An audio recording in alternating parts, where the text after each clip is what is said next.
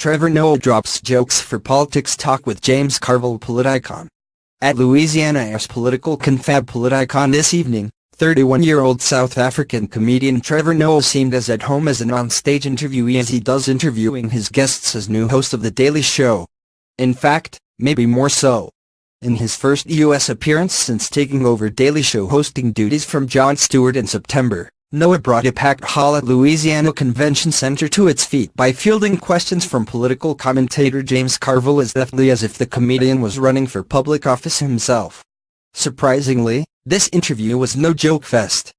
Before sitting down with Carville, Noah had the crowd in hysterics for a half-hour solo set with his sly observations on the quirks of Louisiana life and racial politics in the United States. Yes, he even invoked the N-word. Once the Q&A began, however, the talk was almost exclusively serious. Carville drew a laugh by describing the mixed race Noah as multicultural, multi-everything, but otherwise the banter level was kept to a minimum. Noah said he hoped his role as a commentator on the upcoming presidential election would be to provide people with relief from the craziness and a chance to vent their frustration in a healthy atmosphere. Carville brought up Noah's mocking comments about Hillary Clinton for her recent softball interview with Lena Dunham. Instead of baiting Noah for further Hillary bashing, Carville asked him to offer some advice for the Democratic Party's most likely candidate.